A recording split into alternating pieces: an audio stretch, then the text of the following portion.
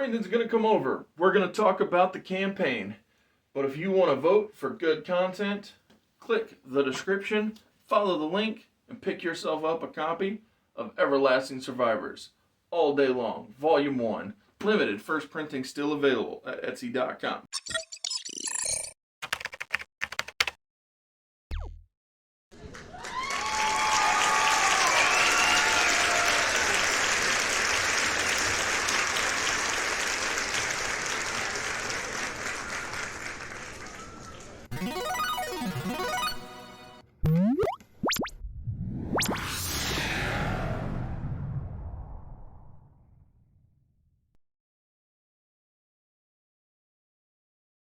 Thing. Now, quick question. Yes. Do you know why there's an elephant and a an elephant and A donkey? yes, for the presidential. I actually when I was You watching mean the parties? Yeah, with the parties. I was like, I mean, it just is, that's what they are. I don't know why it is, Oh, okay. but I know that they are. okay, because I always Did you not know that those were? No, I knew. okay. Yeah, I just never. Yeah, I don't Look, know. The, 'cause, you know, I don't know it's the just- reasoning. Yeah. I know one libertarian party. I don't know which one has like a porcupine. Oh, okay. Or what's the thing with the pokey stuff? That's Yeah, porcupine. that's yeah. porcupine. Yeah. So Yeah. I don't know who made the decision or what the decision was made for, but yeah, it's Yeah. just the way it is. I don't know. It's weird kind ass of funny. reason. It's like, hey, yeah, we're the jackass and it's just like, Big fat slow folks that don't do anything. right? Just put it in my I trunk. But yeah. I mean, I guess that's just as good a way to start as any. But yeah, I don't know why. Yeah. I just try and make like an intro conversation. Yeah, no, it's like, fine. Because I was like, watching it. So I did take a bunch of notes, but I mean, they're just things like America, Jesus, freedom. Like everybody cheers for it. Yes. Like, how's my hair? Strong. Like, yeah. like the movie is just full of one-liners. It doesn't matter if it's Will Ferrell or Zach Galifianakis. They say things that are just off the wall, stupid and crazy. But, yeah, stupid. But, I mean, it's just who they are. Right, and it's not like. To me, when I was watching, I was like, "Oh, I can see during the time how that's kind of like out of the box." But now I'm like, "No, I can see like behind the Dude, scenes." oh my goodness! You talk about now and not out of the box.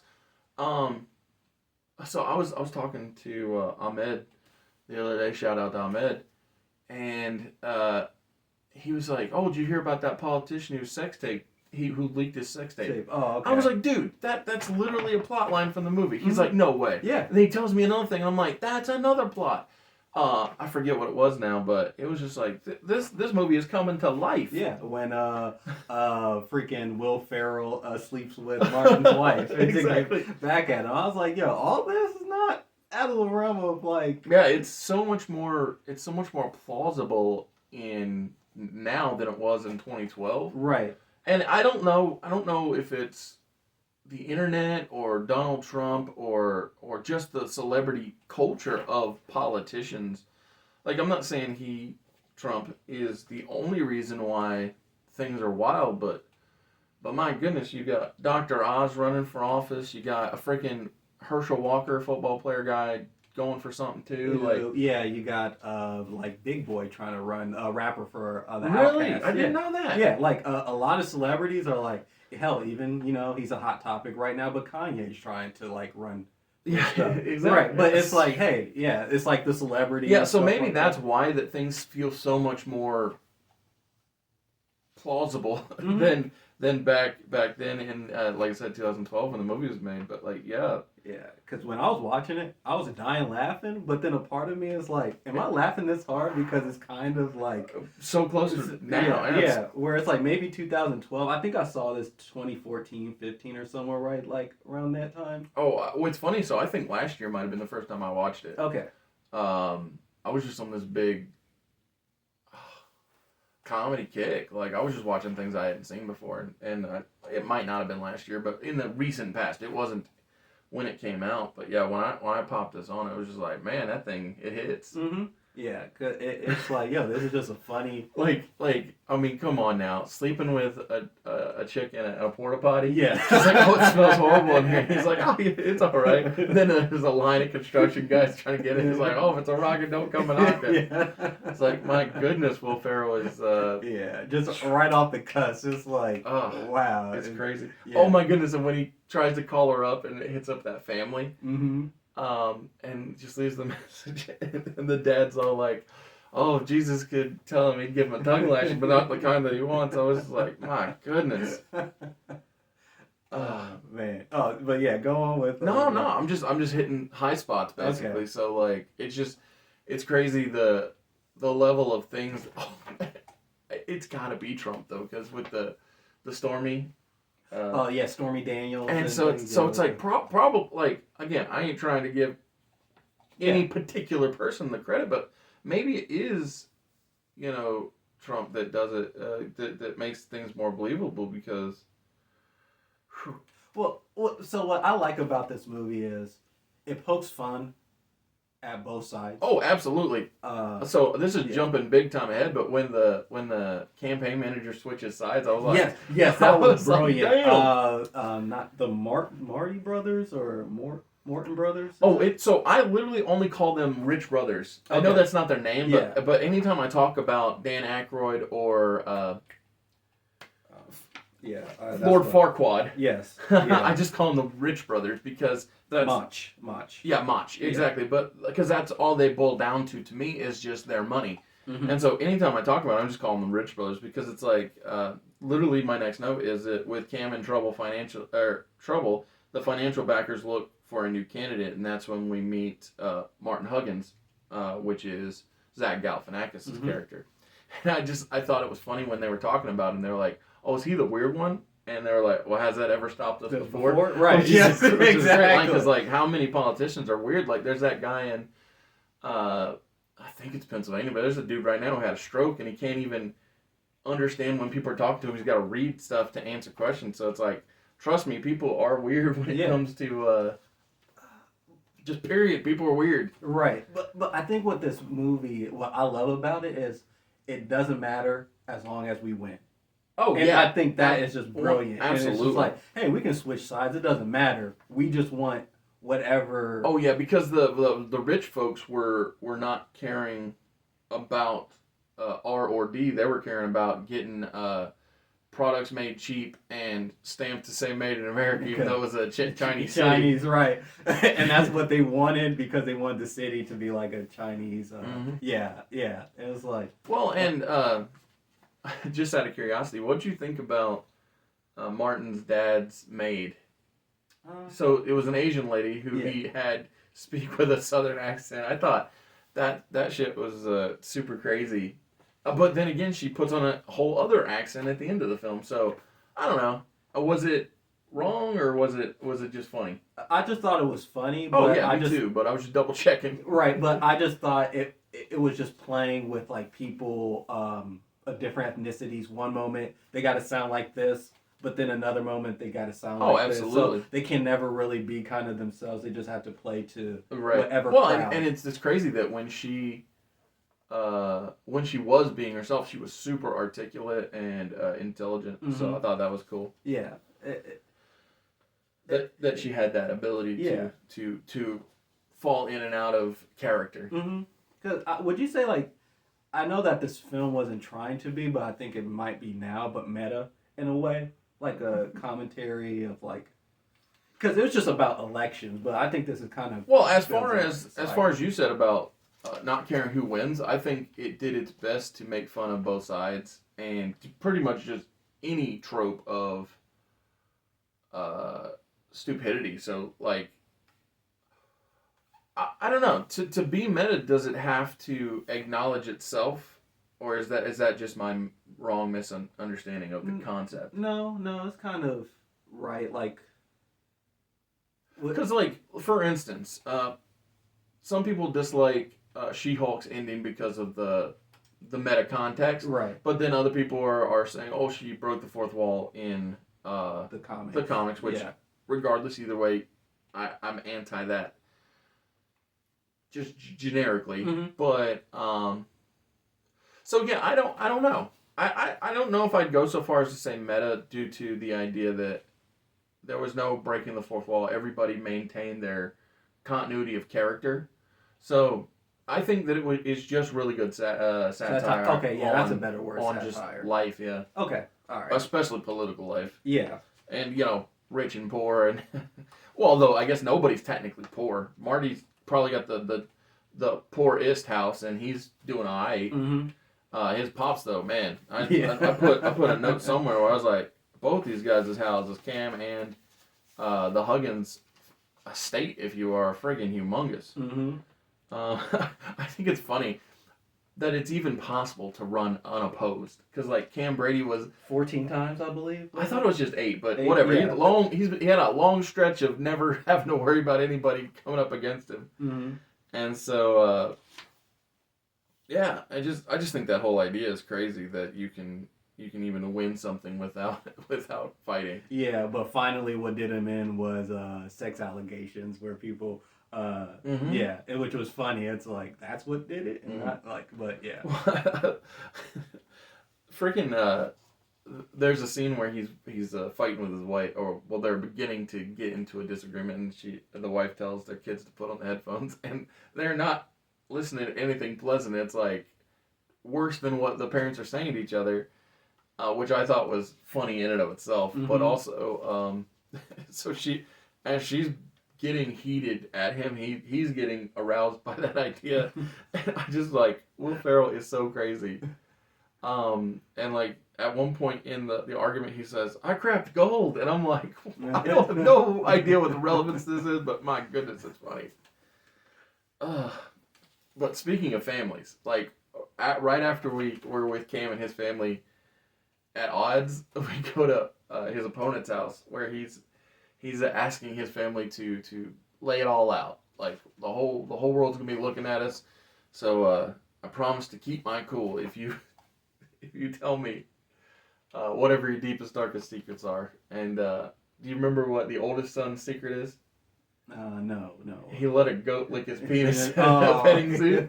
Oh my goodness, Yes. that thing. As soon as he said it, because he's so serious about that. Yes. Oh my goodness, I lost it. And then the younger son, he says, "I put a firefly in my butt to make my poop go low." Oh my goodness. And like Zach Galifianakis just trying to keep it together. His wife's all like, "Oh, you promised," and so he keeps the straight face. And then finally she comes clean that Drew Carey's what gets her motor running. I was like, "Whew, this thing, I tell you." So the Huggins household has two kids and 2 dogs. Mm-hmm. But the dogs, I don't know what your feelings are on pugs, but like just listening to them breathe has always been like, "Hey, are you okay, pal?" Yeah. And then these things, they turn that shit up. I mean, they turn that volume up to like 11. They're like, if you've ever worried about a dog's life, you're gonna worry about this one. And yeah, so at the it's not the first debate, but this what I can't remember, but there's this brunch, right, where Marty Huggins and Cam Brady get together, and so somebody yells out, he's like, "Get some American dogs." Oh, yeah, that's a good one. Because Cam Brady says his dogs are made by China or Yeah. communists. And so right after this is when Marty Huggins, the Rich brothers back him up, and they send him a super suave campaign manager, and he's like, "Now you have a chocolate lab and a golden retriever," and he told him what the names are going to be. He didn't care what he called me. And Marty's like, "Well, what do I do about my pugs?" He's like, "Put them down humanely." Yeah. Oh my goodness. Yeah, it's just so many awesome lines. Like even when we get to the first debate, Marty can't trash talk. Like he's just too nice of a human being. Yeah, he is. He like when I was watching it, I was like, okay, he's clearly the man for the job. Mhm. Like I don't think anyone can debate that. But he is really nice, And but because of that, he's easy to manipulate until he finally realizes it. Right. And then they're like, oh well, we got jump, we got jump shot. But- Exactly. Oh my goodness. Yes. So, in the first debate, Cam Brady, Will Ferrell's character, reminds me a lot of Ricky Bobby. Okay. So as soon as he realizes he can't, that Zach Galifianakis can't talk trash to him, he pulls his hand close to his junk and he's like, "Oh, feel those. Those are what real balls feel like." He's like, "I don't know if you ever felt them." And I was just like, "Man, this feels very Ricky Bobby. You know, if you're not first, you're last type of bravado." Oh yeah. And well, you know, it's just something that, or Anchorman. It doesn't matter. It's just like that Will Ferrell character where he's just like, "Yeah, I'm the man in Yeah, this super scene." macho. Yeah. Yeah, like yeah. So because they throw each other off with this that lead up before the debate even begins, did you notice that they take the wrong sides? Mm-hmm. And Will Ferrell, it doesn't matter that his mic is down low because you know he's tall, but Zach Galifianakis he has to stand on a box, and it's just I don't know. It's just there are so many good gags, whether it's the physical element of that or like I said, the bravado. I'm a big fan of how the contrast of the two characters is demonstrated. Mm-hmm. Oh yeah, same here. Yeah. I mean, I just find it just entertaining and just funny. There's just no word for it, just funny. It's like, well, what do you think of Talladega Nights? It was funny. It was hilarious. Yeah. It's like, why? Because of the Because circumstances. it's a comedy. Yeah, and the circumstances that they're put in. But also like the commentaries and stuff. I was like, wow, I haven't seen it in a while, but when I rewatched it, I was like, yo, this is actually just a good, funny movie. Now I don't know if it's because of the relevancy now or whatever. Yeah. But I liked it back then, but I think I love it more Mm-hmm. now than I did. when I first So watched after it. the first debate, Huggins clearly wins, and so that messes with what Cam Brady said. So they're on the outside of the debate, and they're being adversarial. Do you remember what happens now? So the Huggins, because the fans are loving him, he dropped that power line of it's a mess and bring your broom, you know, because we're gonna clean up Washington kind of thing. And so he sees a baby and he's gonna go kiss the baby because that's what politicians Oh do. yeah, They then shake he hands and kiss. punch it. Yeah, I forgot. Yeah, okay. Oh, it's Yeah, he so punches awesome. it, yeah. So at the end of the first They call him a debate, terrorist. Yeah. Yeah. Okay. so the next day, we're at Cam Brady's his campaign headquarters, and they're like, oh, the news can't stop talking about this, and he's like, well, is anybody asking how my hand feels after hitting the iron and all of that, baby? I was just like, oh my goodness, he's so good at this. Yeah. And the spin they use to make it out that it's not a bad thing he cheated on his wife. He's like, oh well, look at the yoga she can do and all these great exercises. It's like, be a real man and vote for Cam Brady. I was just like, ooh. And the second ad that they run about Huggins' mustache. He's like, you know who else has a mustache? Al Qaeda, the Taliban. What's his stance on terrorism? Oh, it's just so freaking fun, dude. Yeah. Like I think I've got like 6 pages of notes, but the fact is we don't have to hit every beat. The fact is it's fun, it's funny, it's good. Like, I don't know what you give it, but I did a solid 4 out of 5. Like, it's not some groundbreaking changes the whole world, but like to me, it's just solid all the way through. Yeah, 4 out of 5. Yeah, awesome. Solid. I mean, like, yes. To me, 5's is like groundbreaking. Exactly. Never seen it before, or it's well, like. and that's why I went that way with the Adjustment Bureau, which everybody loves here on the channel. Mm-hmm. Yeah. That's why to me it's a perfect film because it's something I had never seen before. But here, like I said, I just was like I said, I took a bunch of notes, but it's like, if you've never seen the campaign, go watch the campaign. That thing is fun. Mm-hmm. And one of Will Ferrell's best, like, oh my goodness, that time frame. I have to do this. Our Father, art in heaven, aloe vera be your name. Yeah. Forgive us our passes, at women in tight pants. So many freaking great lines. I was like, so freaking good. Yeah, it's good. I mean, just watch it. I think anybody would just have a good time. Ted Nugent will be proud. Yeah. Oh my goodness. Man. Yeah, this is just a good, funny movie. And I am pro ending daylight savings time. Really? Yeah, I just don't see any point in it. I'm not right now, only because it's selfish. But Sure. when I work, it gives me an extra hour of sleep. I don't believe the hype, you know what I mean? Yeah. Like, so it always changes at what, like 2 a.m., 1 a.m.? Yeah, 2 a.m. And You then long as they're at work. Oh. We're not at work at 2 a.m. No, but I mean, so for me, you know, I get home at 11 Oh, okay. p.m. So I only get like 6 not hours. much, yeah. So then I get the egg. I'm like, whoa, I feel good. so that's the only reason. For sure. Yeah, I don't yeah, know. yeah. I've always just felt like it was a weird gimmick that doesn't really do the thing that it claims to do, Yeah. which is say some sort of help you. Yeah, it's supposed, I guess, with, I don't know. I don't know. I just Yeah. never got it. Yeah, If somebody can sell me on daylight savings time, leave a comment below because I don't get that thing. But while we're talking about selling, I'm selling a graphic novel. As you can see behind me and in Brandon's hand, that is the Jeff Hicks cover. This is the Nick Crook cover. This is my 68-page graphic novel, Everlasting Survivors, All Day Long, Volume 1. There is a link to it in the description below.